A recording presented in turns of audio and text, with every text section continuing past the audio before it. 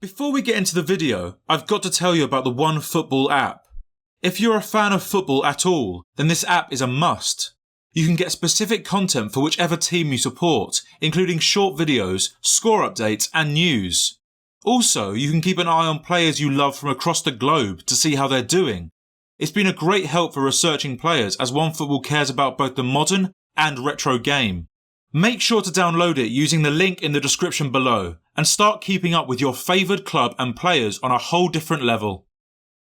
On the 20th of March 1984, Fernando José Torres was born in Fuenlabrada, a municipality within the community of Madrid. Under the influence of his grandfather, Torres grew up an Atletico supporter, and though he initially wanted to goalkeep, at 7 years old, the aspiring footballer shed the gloves for the striker spot while competing in an indoor league. 3 years passed before he began playing for the 11-a-side team Rayo 13 and became a frequent goalscorer in the youth categories. As a standout, he earned a trial for Atleti, the scouts for whom identified him as one for the future, and the 11-year-old was added to the youth system. Having won the 1998 Nike Cup, Torres was voted the best European player for his age group. Looking to play his first senior match in the 2000-2001 campaign, a cracked shin bone delayed his debut until late May. The teen put away his first goal on the 3rd of June, but Atletico, who were in the second division at the time, failed to gain promotion back into La Liga. All changed next year for Colchoneros, who comfortably secured the championship, most importantly clinching them a top flight spot. Torres played a part in the season, but with only 6 goals from 36 appearances, his was more of a supporting role. With experience under his belt and resulting confidence, the 19-year-old grew throughout the year, and his goal-scoring exploits drew the interest of an English heavyweight. Chelsea had recently gone through a change in ownership, and Roman Abramovich had allotted for a significant summer of expenditure, during which the young Spaniard was targeted. Their £28 million bid was turned down by Atletico, who had placed their trust in Torres' talent, which he strived to repay across the upcoming years in Madrid.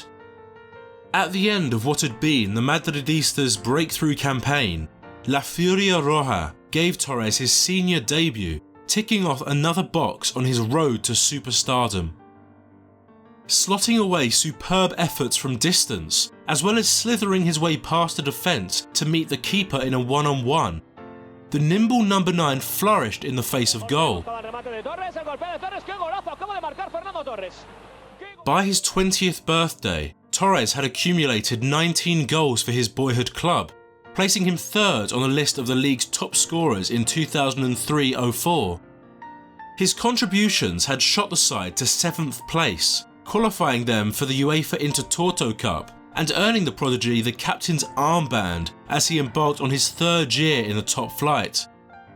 On the international front, the marksman bagged his first Spanish goal on the doorstep of Euro 2004, during which Torres was a group stage substitute, but the Reds never made it to the knockout anyway. Glorious goals to silence Barcelona and Valencia highlighted another solid year for the skipper, but his continued brilliance couldn't make up for the shortcomings of the team, whose inconsistencies handed them a return to the bottom half of the table, and merely runners-up medals in Europe's 3rd tier. Legendary coach Carlos Bianchi was brought in to harness the squad's talent, but his defensive tactics left Torres isolated up top, and though by far still Atleti's best performer, he hadn't been bolstered by the Argentine appointment. Midway through their disappointing year, club president Enrique Cerezo had expressed his willingness to entertain offers for the number 9 in the upcoming window, after having firmly rejected the Blues for a second time in 2005. Having been a pivotal presence in qualifying, Luis Aragonés invited him to Germany with no hesitation, as part of Spain's 2006 World Cup selection. The global stage seemed little test for the confident debutant, whose 3 emphatic strikes helped elevate La Roja to Group A's peak. Unluckily, they drew a formidable French side, who sent them packing at an early stage yet again. However, the lively offensive partnership of Torres alongside David Villa hinted at the bright future that lies in wait for this Spanish generation. With the support of the expensive 18-year-old Sergio Aguero, who was welcomed for a club record fee in 2006, the forward was back to his brilliant best, converting some of his career's finest yet and spearheading Atletico towards an improved finish. It wasn't, however, new territory, only surging again to 7th, with no part to play in the Champions League. Approaching his 24th birthday, Torres was as ready as ever for that next level, something that it seemed unlikely Atleti were able to provide for a star just bordering on world class. There was a growing sense that the club wouldn't manage to keep the skipper in the red and white stripes for much longer, especially when reports about Liverpool arose. The Merseyside Reds were under Rafael Benitez at the time, a fellow countryman of the transfer target, and that May had reached the UCL final, having also lifted the big ears in 2005. As talks escalated, the desperate search for his replacement culminated in Diego Forlán putting pen to paper as the new talisman for the Colchoneros. These factors had Torres convinced, and a deal was agreed between the clubs, sending €25 million and Luis Garcia to Madrid in exchange for the services of the superstar-to-be. Understandable upset flooded half of Madrid as they bid farewell to their Capitan, whose reliable goal-scoring helped steady the ship during a sombre era, establishing him as a cult hero by his 2007 exit. Officially Liverpool's most expensive ever signing, the boy from Fuenlabrada had a reputation to uphold, and with the Premier League's recent loss of Thierry Henry to Barcelona, a vacancy had been freed for a new marksman to take on the mantle. The marquee signing arrived at Anfield to thunderous applause on his August home debut, instantly endearing the Spaniard to the northern fans. Only a quarter of an hour into his second league appearance, he latched onto Gerrard's curled pass, bolted past Tal Ben-Haim, and rolled an opener past Petr Cech to make a perfect first impression in the Cauldron. This kick-started what would be an incredible first season for Torres, who benefited massively from the high-caliber teammates and roaring Scouse support. England can be a tricky place to come as a striker, considering its more physical, fast-paced nature, which has before rendered promising signings flops. However, for Torres this wasn't the case.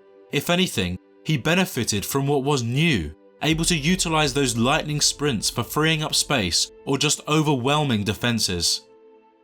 Derby were exposed to the danger of the new boy in December, nutmegging their centre-back and slaloming through the back line before tucking away a left-footed starter.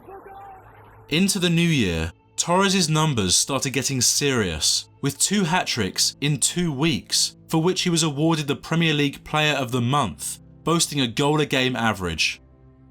Maintaining a solid ratio for the remainder of the season, he became the first Liverpool player since Robbie Fowler in 1996 to amass 20-plus league goals inside the 9 months. Despite their lack of silverware, the number 9 was the star of the show, totalling 33 goals across all competitions and aiding Rafa's side to a 4th-place Champions League finish. A record-breaking year for the new hero of the Cop, Torres remains the only man in Premier League history to take the match ball home 3 times in his debut season. The plaudits came his way from every direction, included in the PFA's Team of the Season and in every conversation for Player of the Year, which Cristiano Ronaldo outvoted him for. The crucial factor of this first year is the adoration he felt from the red half of Merseyside, who christened him El Niño, or the Kid, and his response to their support was to negate speculation of a Chelsea move, promising years of service to the Cop. Reacquainted with Villa, the pair led Spain to the 2008 European Championship final, in which his 33rd minute strike sat alone on the scoresheet, beating Germany inside the 90 to reclaim the trophy after 44 years. His man of the match performance and ensuing place in the team of the tournament verified that Torres had now developed completely into a world-class player. Back in Britain, he took little time to reopen his account with the Reds, thundering home the winner at the Stadium of Light. But his first road bump in his Liverpool tenure came just 15 days later, tearing his hamstring against Aston Villa. After 2 weeks as a spectator, he returned in their UCL opener, later announcing his comeback with a winning brace in the Merseyside derby, before finding the back of the net twice against Man City in the subsequent game.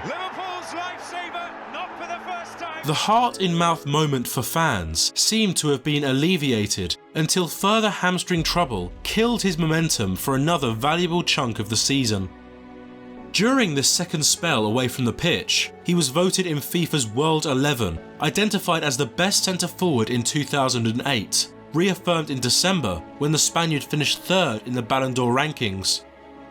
What followed was a string of misfortune for the number 9, continuing to re-injure his hamstring and only completing one match from October to the start of 2009.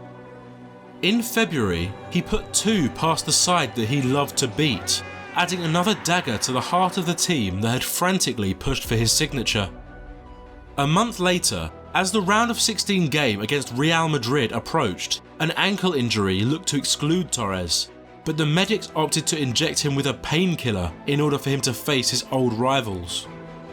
The risk paid off, as El Niño and his captain ran riot under the lights of the Cauldron, brutally eliminating Los Blancos with a 5-goal surplus.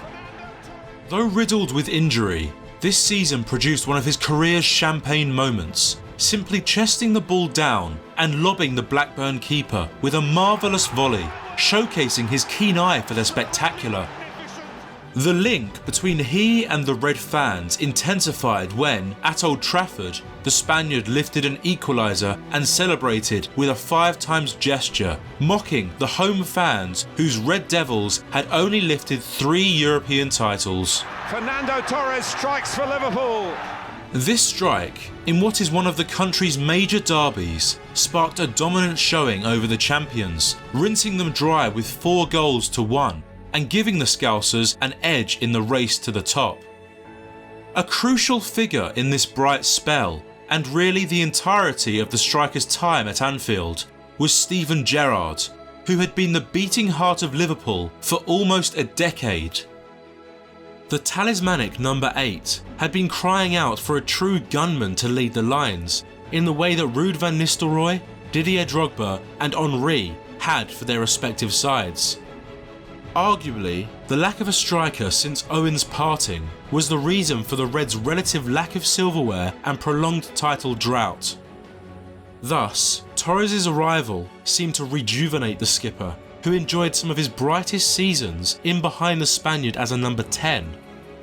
In their partnership, it's often misconstrued that it was as simple as provider and finisher. Gerrard was a regular feature on the scoresheet. While out, Benitez and his reliable troops had maintained the strong form Torres left behind, and the title challenge was a 2-horse race. Dropped points into 2009 dragged the Reds into runners-up place, as the Mancunians collected a consecutive title. Easily their best chance in over a decade, it was a cruel end to a troubled year for the striker, in which he had still produced spectacular moments. To the relief of the city, Torres made good on his promise by signing a 4-year deal in August, calling Liverpool a fundamental part of his life. Determined to continue his prolific momentum, and undeterred by his delicate hamstring, El Niño got underway in typical style, netting a September brace versus the Hammers and hat-trick in the Cauldron to be awarded the League Player of the Month, which he followed up by scoring a dying minutes winner against Villa. The Spaniard's 50th Liverpool strike as the fastest in the club's history to hit that milestone.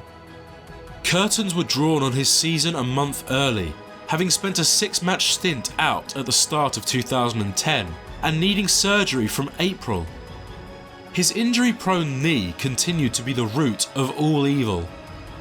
For a second time, he was the Reds' leading scorer, despite missing out on 24 matches across the year, which painted El Niño in bright colours while showing how poor the year had been for his side.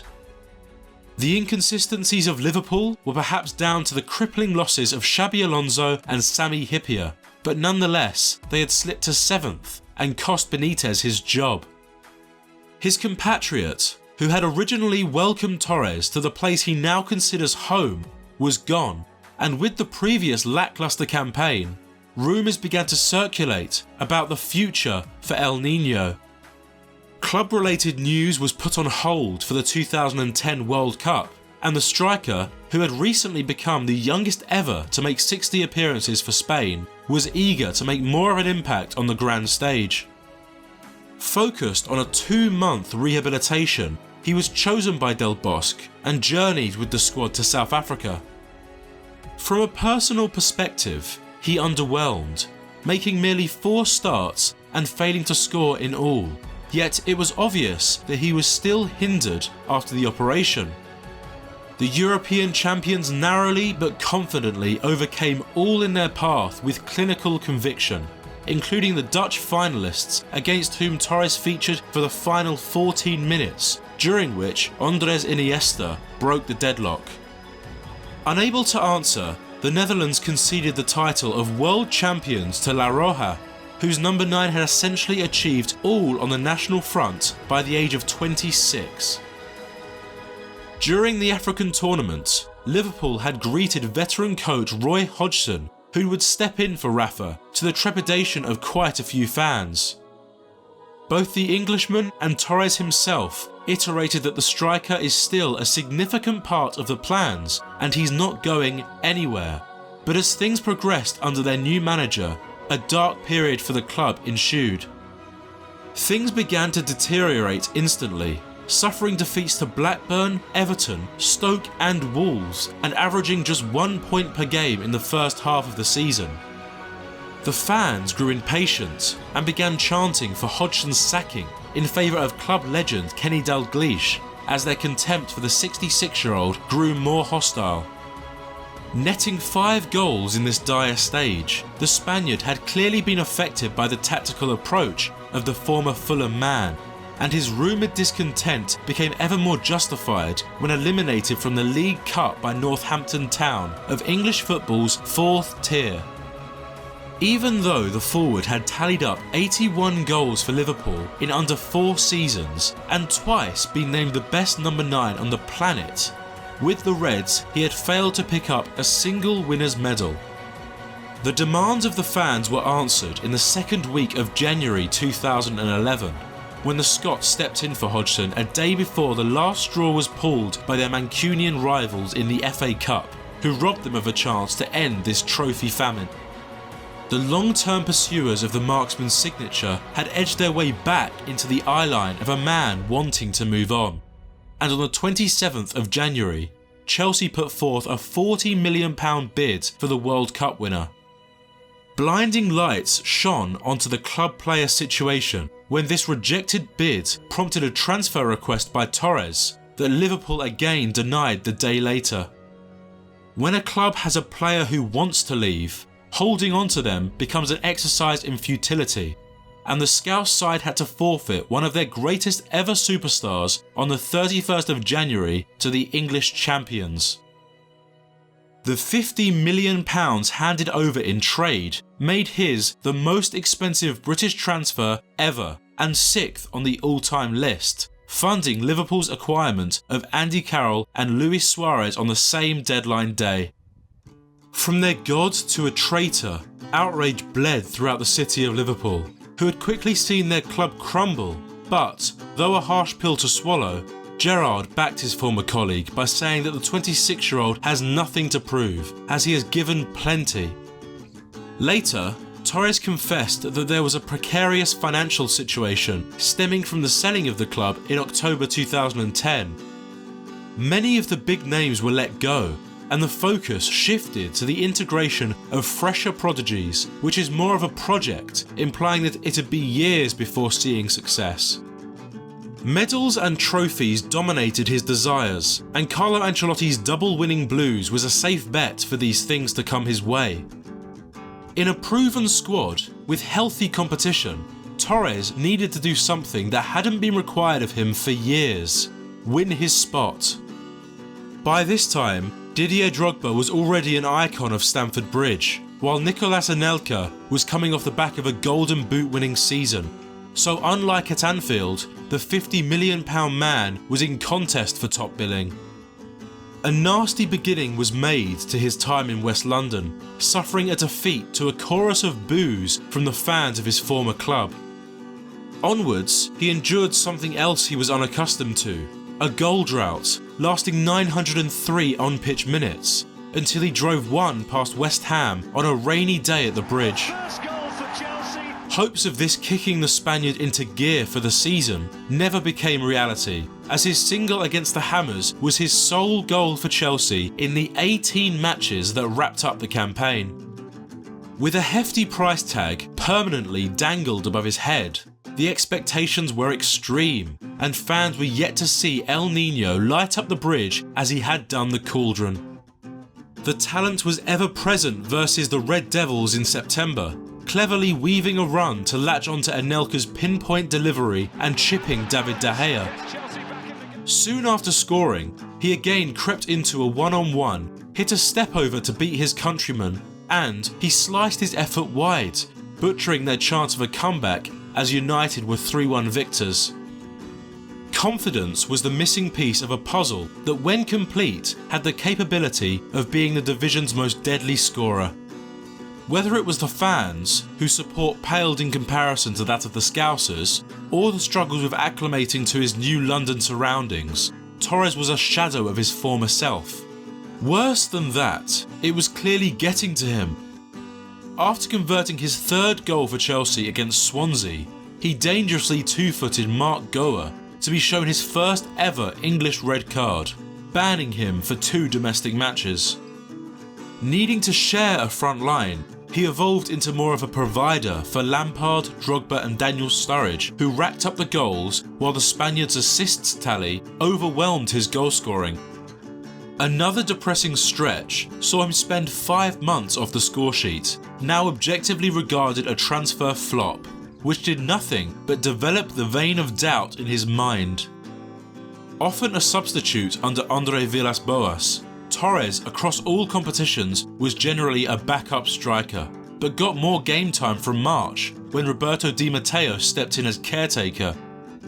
As is hinted by their managerial history between 2011 and 12, the Blues underwent a steep decline, serially dropping points in the Prem. However, in Europe, they enjoyed a stunning run, landing the champions Barcelona in the semi-finals of the UCL. It was 2-2 on aggregate by Torres' 80th minute introduction, meaning that Chelsea would be frontrunners should they hold on. But Guardiola's Catalan holders maintained an unbearable press and high line, forcing the Londoners on the back foot.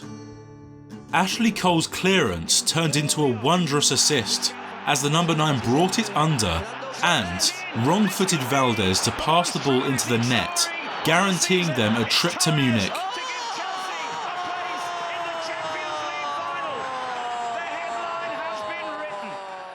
A quoted reason for his appeal to the blue jersey was his long-term ambition to win the Champions League, and now he was officially a finalist. Sandwiched between the European semi and concluder was his scintillating hat-trick against Queen's Park Rangers, doubling his league total for the year. Bayern Munich welcomed them as hosts and heavy favourites, trumping the Blues in almost every position, and factoring in their experience in finals, it was a no-brainer for many. Muller's 83rd minute header settled it for most, but the Ivorian king of West London answered with a supreme bullet to Neuer's left. Torres featured for the entire 30 minutes of extra time, in which both sides failed to claim the advantage, meaning the result would be determined by penalties. In a way that aptly sums up his Chelsea tenure, the Spaniard was not chosen for a spot kick, and Drogba capitalised on Schweinsteiger's miss to cement his legacy and crown Chelsea the kings of Europe. The dream was fulfilled. Torres had his hands on the Champions League trophy, leaving very little left for him to win. Yet, this was thought of as a last club hurrah, as it was clear that the once Prince of Anfield was truly on the wane. This was a busy summer for the striker, who, despite his lack of form, was selected for Spain's Euro 2012 squad. Ireland faced the wrath of the irritated marksman, who put a pair past the boys in green in their 4-0 triumph. Del Bosque's unit had now spent 6 years together, with which they found an invincible style, generally known as tiki-taka, passing through their opponents and dominating possession. By 2012, they had perfected their ways, and La Roja steamrolled through the tournament, mostly with attacking midfielders in the advanced positions in Torres' stead. This was true also for the final versus Italy, utilising an offensive trio of Iniesta, David Silva and Fabregas, who found no issue against the Azzurri, overrunning them 2-0 by the time of El Niño's introduction. In the 15 minutes he played, the super sub was able to extend his nation's lead with a strike of his own and an assist for Juan Mata. With this goal, Torres became the first man to score in 2 European Championship finals, and he joined a short, esteemed list of 2-time Euros winners. Despite only starting twice in his 5 matches, the 28-year-old impressively picked up the Golden Boot award as the competition's top scorer with the best goal per game ratio.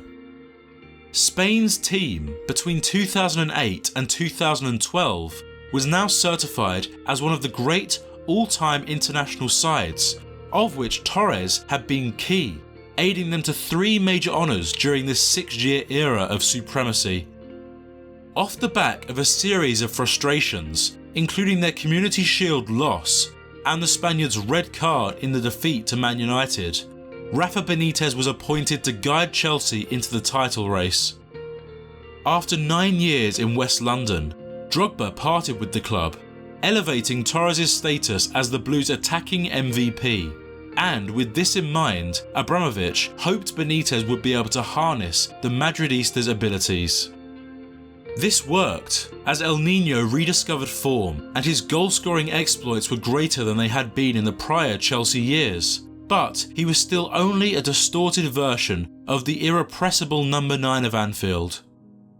European demotion saw the champions of the continent compete in the Europa League, of which Torres had a stranglehold, scoring 6 times in 9 matches, brushing aside sides from Romania, Czech Republic and Switzerland, revealing the step down he'd taken. Starting the final, he opened his account against Benfica, equalled by the Portuguese until Branislav Ivanovic's injury time decider. Though the trophy made him a back-to-back European champion, this was sadly the suitable level for Torres now, as his potential amongst the elite seemed less likely game by game. The 2013 Confederations Cup further proved this, bagging 4 goals against Tahiti and burying another to overturn Nigeria and be handed the golden shoe. By the time of José Mourinho's return to the Stamford Bridge dressing room, the beginning of the end was imminent. The Portuguese manager was a notoriously strong-worded and arguably tyrannous winner who didn't accept anything but the best, and the contrasting personalities of the shy Fernando and strict José meant this was far from a marriage made in heaven. I thought Fernando could give us a bit more.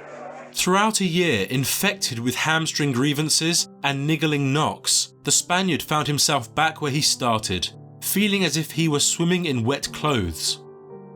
5 league goals at a ratio of 0.17 sealed his fate, and the 30-year-old sought a change. After 7 seasons in the Prem, a deal was agreed with AC Milan in late August 2014, agreeing a compromise over his wage demands. It was a feeless transaction that Mourinho and Chelsea saw as a 2-year loan for him to recover confidence and return to England replenished. The Rossoneri were a far cry from the Italian powerhouse of the noughties and were in dire need of a superstar to drag them from this dark abyss they'd found themselves in. Not unlike Chelsea, Milan were bitterly underwhelmed, offering the striker 10 appearances for a return of only 1 goal. They were prepared to give Torres a chance to adapt, announcing a permanent move in December, but the Spaniard backpedaled 2 days later and vowed to make a romantic homecoming. With Atletico Madrid, El Niño saw a way to rekindle his dying passion for football, and he was greeted by an audience of 45,000 Madrileños at the Vicente Calderón. Into his 30s, it was never expected of Torres to reflect the teen that lit up the city originally, but as a last dance, Atleti was the perfect place for him to spend his twilight years. By no means was he just a token of nostalgia, adding 38 goals to his La Liga tally, mainly from off the bench, and he played a small part in Europe for the Colchoneros, who lifted their 3rd Europa League trophy. Eibar visited the Wanda Metropolitano for Torres' final match in the red and white stripes, for which he was given the armband, and found the back of the net twice in their 2-2 draw. Torres! 1-1. Rounded out by an emotional farewell speech and thank you to the fans, he exited Madrid in 2018 as a revered and cherished legend. The next steps were ambiguous to all but the 34-year-old, who had one final tick to add to his bucket list. Torres has always credited his fervour for football to Captain Tsubasa, a Japanese cartoon that all his friends would watch, and without it, there would be no El Niño. So, when Sagan Tosu of Japan's top flight came calling, he was quick to answer.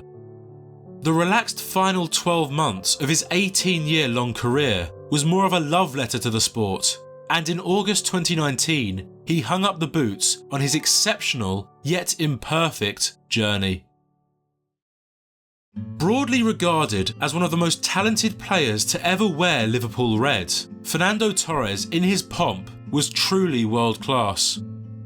Blessed with lightning speed, he was able to play off the shoulder of defenders and make the runs of a typical striker.